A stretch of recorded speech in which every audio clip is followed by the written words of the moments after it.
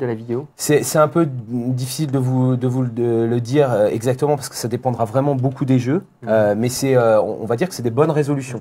D'accord? Donc on peut, je pense que sur 15 minutes, je ne voudrais pas vous dire de bêtises, mais on sera entre 500 MO et peut-être 1 giga suivant les qualités de jeu, peut-être un peu moins suivant les jeux, etc.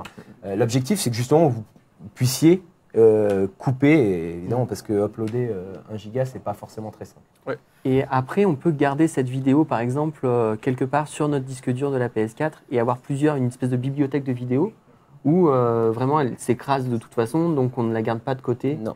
Alors, c'est une bonne question également. Vous allez pouvoir, sur votre console, conserver différentes vidéos et différents screenshots. D'accord? Ça, c'est clair. Vous n'allez pas pouvoir les exporter via une clé USB, mais tout l'intérêt du bouton Share et de l'infrastructure qui a été mis en place autour de la PS4, c'est la possibilité, en fait, de partager sur des différents réseaux, que ce soit Facebook, que ce soit Ustream, que ce soit Twitch, ces vidéos-là. Pas YouTube.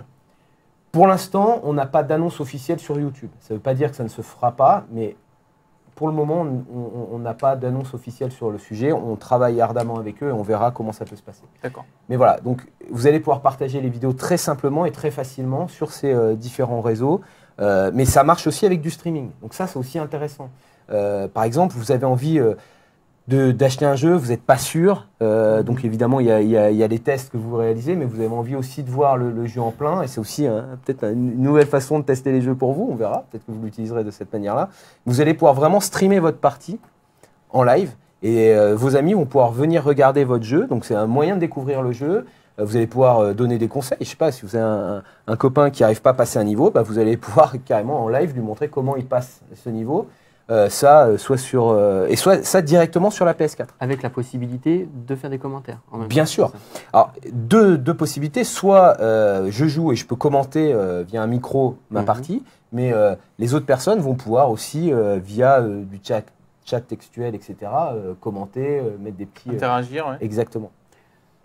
Juste peut-être pour revenir un petit peu plus sur la manette, tu parlais du pavé tactile, peut-être de préciser qu'il est cliquable aussi, ouais. c'est ça? Il est multitouch aussi. Exactement, ouais. On Bon, va pouvoir... on va pouvoir... j'adore cliquer dessus. Et puis, il y a cette espèce de petite lumière qui est derrière. Est-ce que tu peux nous en parler un petit peu pour nous expliquer qu'est-ce que c'est? Alors ouais, la barre lumineuse est aussi un point important. Donc ça va permettre déjà de différencier les manettes. C'est un peu basique, mais c'est important. Vous avez donc une couleur par manette. Dans le jeu, ça va être aussi important, notamment vous le verrez dans Killzone, en fonction de votre niveau de vie, votre manette va avoir des couleurs différentes qui va vous indiquer réellement où vous en êtes, si vous êtes à 100% de vie ou pas. Donc ça aussi, c'est en termes d'immersion dans le jeu, ça permet de faciliter les choses. Et comment ça se passe? Parce que moi, quand je joue, je vois pas la couleur. Là, je dois faire ça pour savoir où est mon niveau de vie? Non, alors là, on est un exemple qui est un peu dur. On est dans un studio ultra éclairé. Vous ne jouez pas toujours forcément avec autant de lumière, mais je peux vous garantir on n'a pas besoin d'être dans le noir complet, mais sans avoir une grande luminosité, on va pouvoir s'en rendre compte facilement et c'est intéressant. Et puis il y a un autre point, c'est que couplé à la caméra, la PlayStation Eye dédiée PS4, vous allez aussi pouvoir avoir des petites choses assez sympas. C'est-à-dire que la caméra va permettre très facilement de positionner les manettes. Typiquement, vous jouez à deux, vous jouez en écran splitté. Comme tout gamer, on aime bien être plutôt du bon côté de l'écran parce que c'est toujours compliqué. La manette va reconnaître votre position et va pouvoir déterminer par rapport à l'écran et à votre position de quel côté vous allez être. D'accord ? Donc, c'est des petits détails comme ça qui sont intéressants et très importants. Mais ça va au-delà de ça, ça permet une reconnaissance très précise dans l'espace puisque c'est aussi le moyen, un petit peu avec ce qu'on faisait sur le PlayStation Move, d'avoir une reconnaissance très précise de la manette.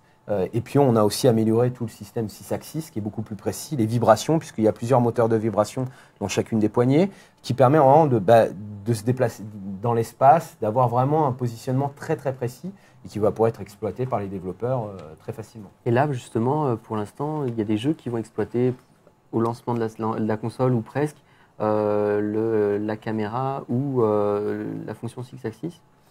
Alors, la caméra en soi, il n'y a pas de jeux au lancement qui seront spécifiquement dédiés à la caméra.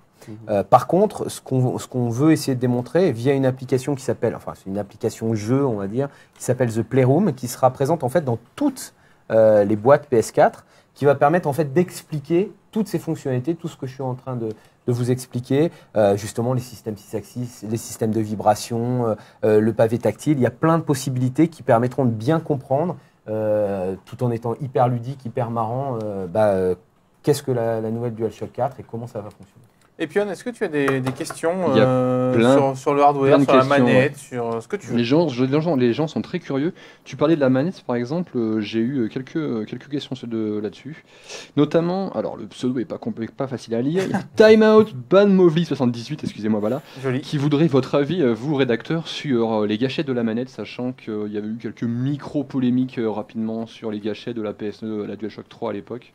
Donc votre retour les intéresse sur le sujet.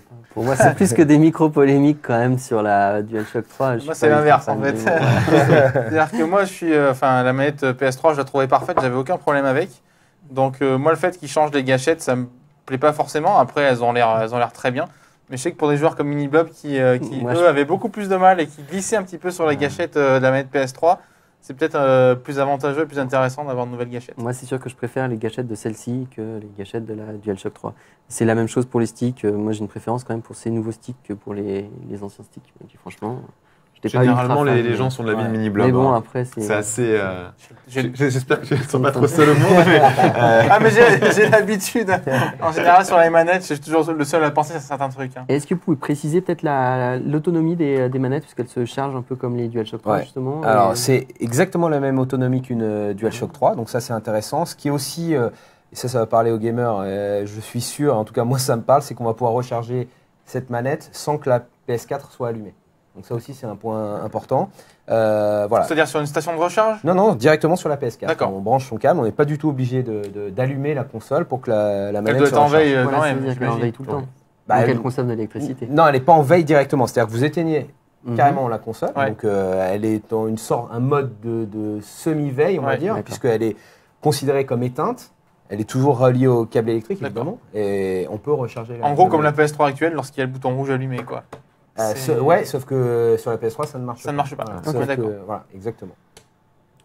Est-ce que tu avais d'autres questions, Etienne? J'ai plein de Allez, questions, vas-y, c'est pas ça fais-moi. qui va manquer, je pense. Fais-toi ce soir. plaisir, vas-y. On parlait de la LED, là, justement, tout à l'heure. Il y a Koutaro123 qui veut savoir s'il est possible de changer la couleur.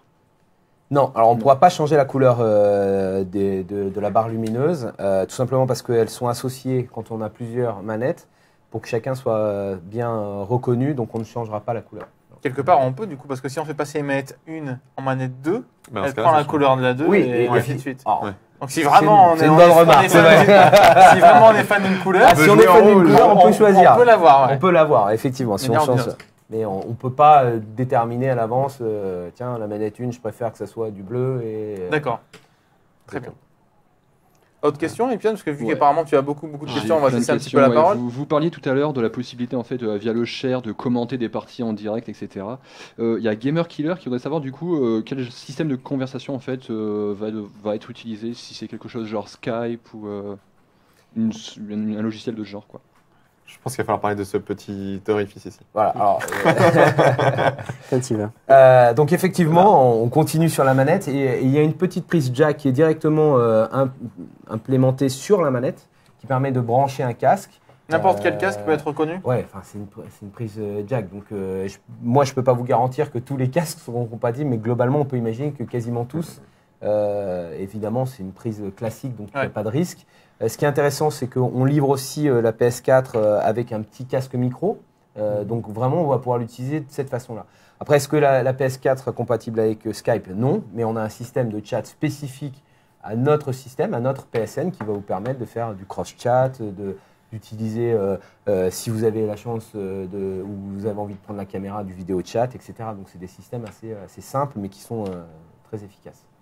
Et toujours pour ce qui est question share, etc., il y a VampDogMap qui voudrait savoir, qui a un petit peu peur, en fait, qui apparemment doit habiter à la campagne ou je sais pas où, qui a un petit peu peur, en fait, que sa connexion soit pas suffisante. Donc qu'est-ce que vous auriez à dire sur ça? Est-ce qu'il faut une grosse connexion pour partager des vidéos, partager... Non, c'est un petit... Enfin, je vais refaire un petit peu à l'envers. C'est la même chose quand vous téléchargez. C'est évidemment dépendant du débit que vous avez. Après, voilà, pour partager une vidéo, vous mettrez peut-être un petit peu plus de temps que quelqu'un qui a une meilleure connexion. Mais nous, on ne mettons pas un capping pour dire ah bah non, vous n'avez pas assez de débit, ça prendra peut-être plus de temps, il y aura peut-être des moments où ça sera plus difficile, mais en tout cas, c'est pas le cas.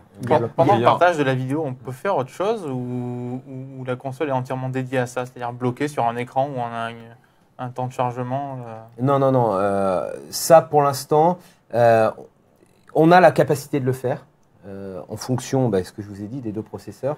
Ça, on veut voir vraiment à l'utilisation comment ça va se passer. Parce que vous comprenez bien que tous les tests qu'on peut faire, nous, et que tous les développeurs vont faire, c'est important, mais il y a vraiment l'utilisation massive de la console et de ce type de fonctionnalité qui va nous permettre de dire oui ou non sur certains aspects. Donc pour l'instant, vous ne pourrez pas le faire, mais c'est totalement envisageable. D'accord. On parlait de connexion Internet. Est-ce qu'il y a justement un niveau à partir duquel vous dites non, cette connexion Internet n'est pas suffisante pour profiter vraiment de la PS4 ? Ou est-ce que même quelqu'un qui a une connexion Internet qui est pas très bonne pourra vraiment, à votre avis, profiter de la PS4 ou c'est vraiment quelque chose qui va être... Est-ce qu'à partir d'un certain seuil, ça va être handicapant ou pas en fait ? Franchement, c'est une question qui est extrêmement difficile parce qu'il y a beaucoup de ressentis utilisateurs. C'est-à-dire qu'il y a des gens qui, avec une connexion relativement moyenne, vont utiliser peut-être tout ou partie des fonctionnalités, mais simplement certaines, et ils vont être totalement satisfaits de l'utilisation qu'ils en ont par rapport à leur connexion. D'autres, des gros gamers qui jouent en multi, et quel que soit le jeu, Killzone, etc., qui voudront avoir un ping exceptionnel, avoir une réactivité exceptionnelle et qui vont me dire ah bah ouais mais ma connexion est trop faible. Donc pour nous c'est compliqué de donner un seuil parce que c'est en fonction de l'utilisation que vous en avez. Nous on pense que pour avoir une utilisation classique, pas besoin d'avoir une connexion exceptionnelle. Voilà. Mais après voilà on peut pas répondre à toutes ces problématiques. Parce que parmi les choses qui nous avaient surprises, excuse-moi, je ne vais pas te couper. Je voulais juste signaler que pendant la conférence de la Gamescom, on a aussi annoncé un partenariat avec Orange pour justement aider les possesseurs de PS4 à améliorer leur débit.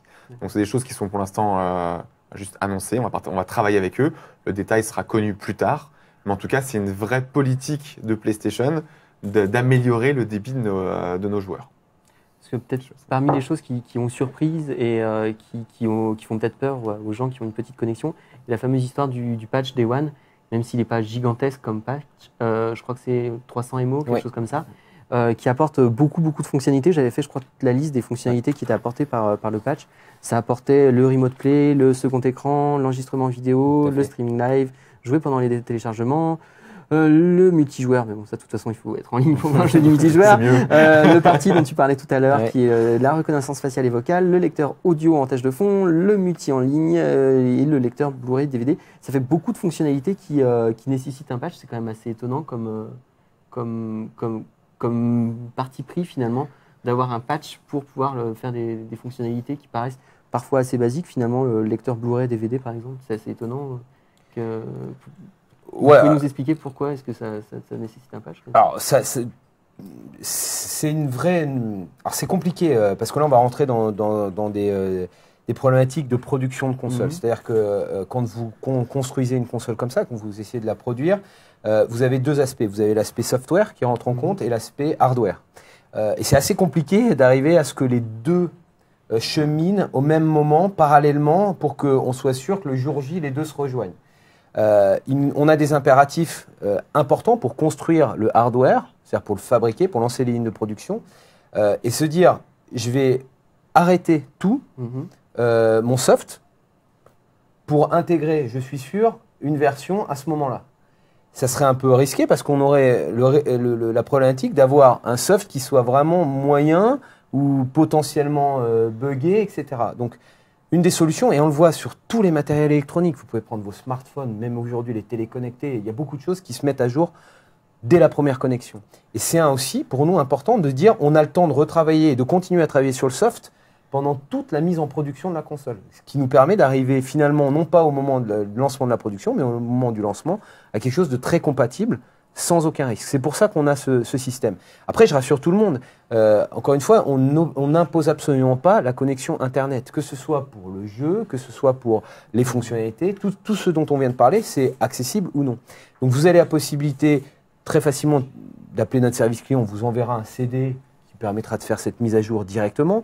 Vous allez pouvoir, via une clé USB également, mettre à jour cette fonctionnalité. Donc C'est vraiment pas un objectif de se dire on vous oblige à vous connecter pour utiliser ça. Si vraiment vous voulez pas vous connecter, on peut mettre à disposition d'autres moyens de mise à jour de la console.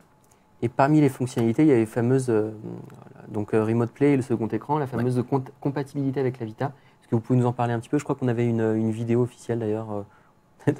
Et je ne sais pas si vous pouvez nous présenter un petit peu justement les fonctionnalités de compatibilité avec la Vita. Alors ça, c'est un point qui est pour moi très très très important sur la PS4, c'est cette fameuse compatibilité.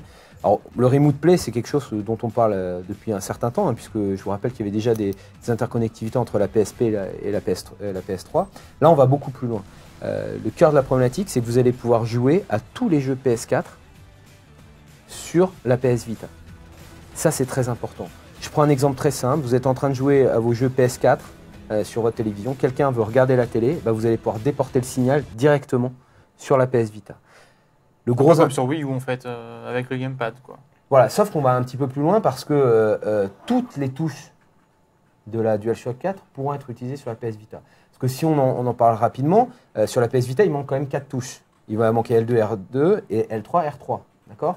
Donc on peut se dire que ça peut poser problème, notamment sur Killzone ou sur d'autres jeux. L'avantage de la PS Vita, et c'est aussi pour faire comprendre que la PS Vita a été vraiment développée dans cette optique-là, c'est que le pavé tactile arrière prend tout son intérêt. Puisque le pavé tactile de la PS Vita, à l'arrière, va se diviser en 4 parties, le L2, R2 en haut et le L3, R3 en bas.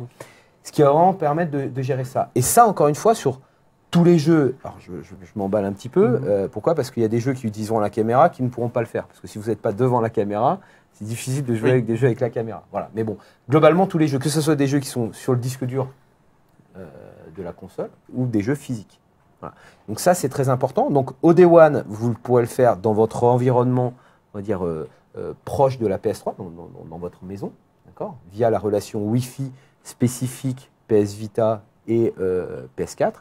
Et assez rapidement après le lancement, on pourra vraiment le faire n'importe où dans le monde si on a une bonne connexion Wi-Fi. D'accord ? Vous êtes chez un ami, vous êtes en vacances n'importe où, vous vous connectez avec votre compte PSN, hein, ce sera le même à la fois sur PS4 et sur PS Vita, et vous allez pouvoir réveiller à distance votre PS4 qui est chez vous.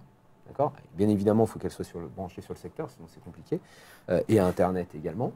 Et ben, vous allez pouvoir automatiquement récupérer votre interface PS4 et jouer aux jeux. Sans perte de fluidité, sans problème technique divers et variés. Non. Alors, il suffit juste que le Wi-Fi fonctionne en fait. Il faut que le Wi-Fi fonctionne et que ça soit un Wi-Fi correct. C'est sûr que si vous allez dans certaines zones ou dans des hôtels où le partage de connexion est faible et la bande passante est pourrie, c'est sûr que ça aidera pas. Et ça aussi, on a tout un outil de compression des flux, etc. Et c'est aussi le gros point fort de notre association avec Gaikai et qui va nous permettre de réaliser ces prouesses-là et nous permet d'avoir justement de la fluidité et justement toutes ces fonctionnalités extrêmement faciles à prendre en compte. Parce que c'est pas... Le streaming en soi déporté, c'est assez simple de dire tiens, je vais regarder ma vidéo sur ma PS Vita, mais là c'est toute l'interaction. C'est-à-dire qu'il y a vraiment dans les deux sens, c'est vraiment mes touches de PS Vita vont interagir. Et là encore, pas besoin de carte mémoire, rien besoin, puisque tout sera sauvegardé sur la PS4. J'avais encore une question sur la machine et peut-être sur l'aspect Day One qui peut peut-être faire peur à pas mal de monde. C'est tout ce qui est lié à la fiabilité de la machine. Je pense que, je sais que ça fait peur à pas mal de monde qui ont peur d'acheter une console Day One tout simplement parce qu'on a eu peut-être parfois des mauvaises surprises, que ce soit avec des produits Sony ou avec des produits Microsoft de toute façon, que effectivement des fois il y a pu y avoir des petits soucis à ce niveau-là.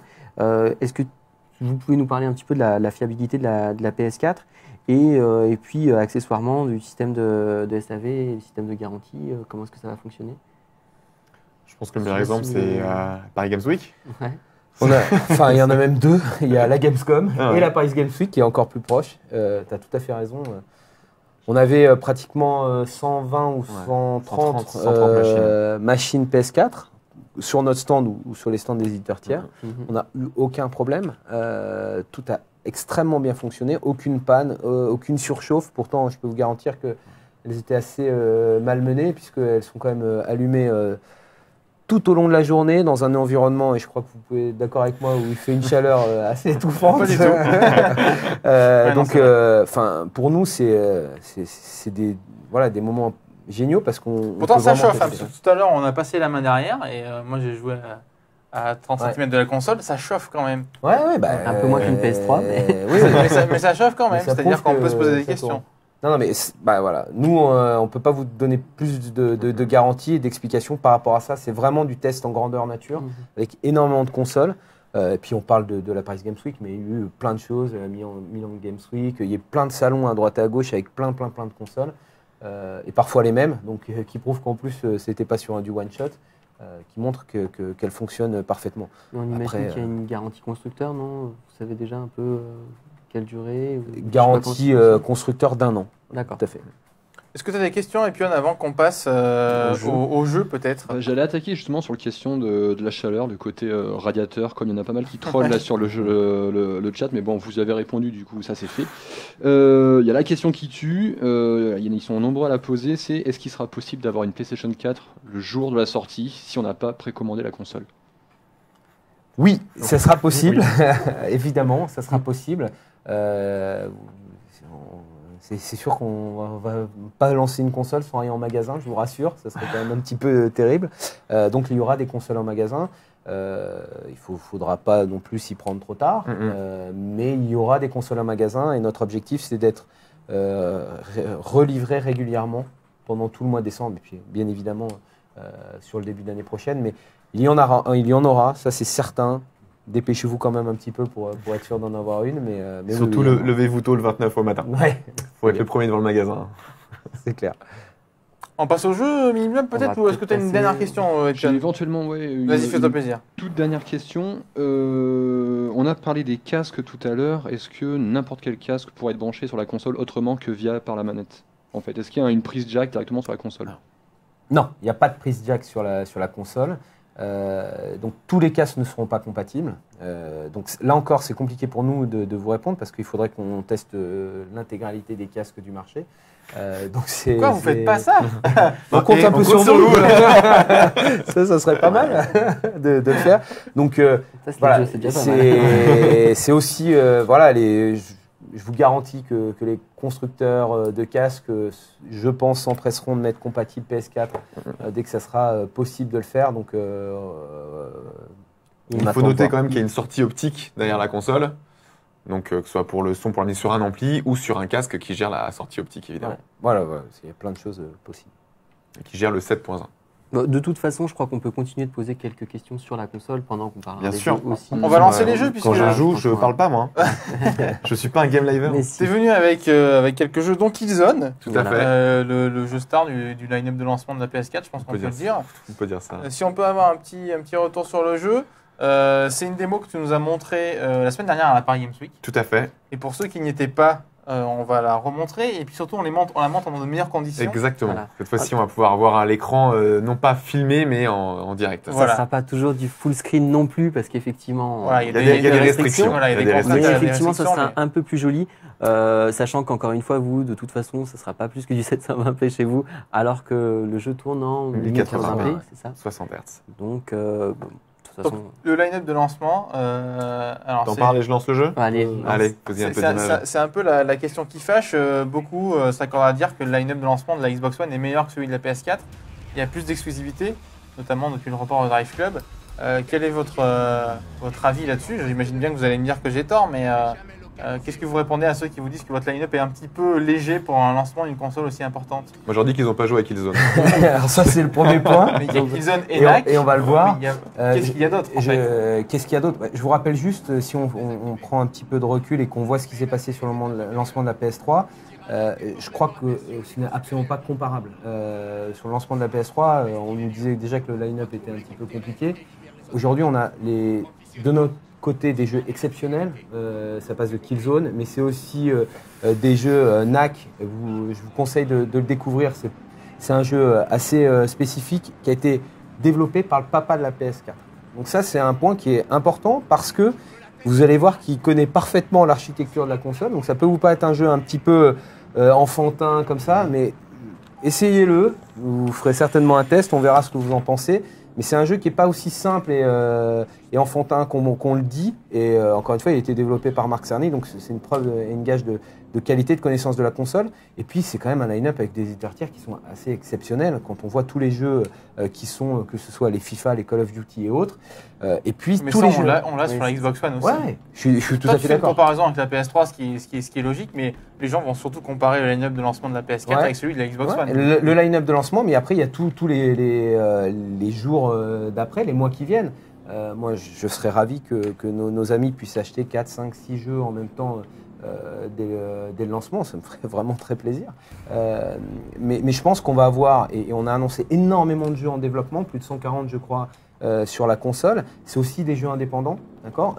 Je veux dire, quand on dit qu'on a travaillé avec les studios indépendants, c'est pas pour dire on a travaillé avec eux et puis on lancera aucun jeu. Il y en aura énormément, et ça c'est un vrai parti pris de notre côté. Et vous allez voir, il y a des jeux assez. Vous avez quelques exemples en tête pour illustrer un petit peu. Tu parlais des prochains mois, par exemple, des grosses sorties qui vont arriver. Déjà, donc il y a Drive Club, il y aura Infamous, qui est aussi un jeu assez exceptionnel sur PS4. On a présenté, que ce soit à l'E3 ou à la Gamescom, The Order. Il y a un jeu. Vous avez pu voir les quelques images que je trouve assez dingues. Qui est annoncé lui pour 2014 sans précision. Non, pour l'instant on n'a pas de précision. Pas de précision Exactement, si sur 2014, mais pas sur une date plus précise. Et ensuite vous allez le voir, d'ici quelques semaines, quelques mois, il y aura énormément d'annonces et de très belles annonces qui vont arriver sur PS4. Donc j'ai aucun souci sur ce sujet-là, et vous allez le voir tout au long des prochains mois. On va avoir des jeux exceptionnels, et déjà commençons à vous démontrer la qualité d'un jeu comme Killzone, qui graphiquement est juste exceptionnel et qui montre vraiment les capacités et les qualités de la console. Et sur la line-up de lancement, est-ce qu'il manque pas un Gran Turismo, un Uncharted? Forcément, on pourrait citer des millions de jeux qui manquent, parce qu'on ne peut pas faire un line-up de 50 jeux, mais on a l'impression qu'il manque au moins une licence très connue des joueurs. Outre Killzone, Knack c'est une nouvelle IP, tu l'as dit, mais moi je sais pas, un Gran Turismo ou un Uncharted, je pense que ça n'aurait pas été trop dans le line-up. Après c'est sûrement en prévision, mais c'est étrange de ne pas les retrouver, quoi. Peut-être. Après ça c'est votre point de vue. Après voilà, c'est le point de vue on est d'accord.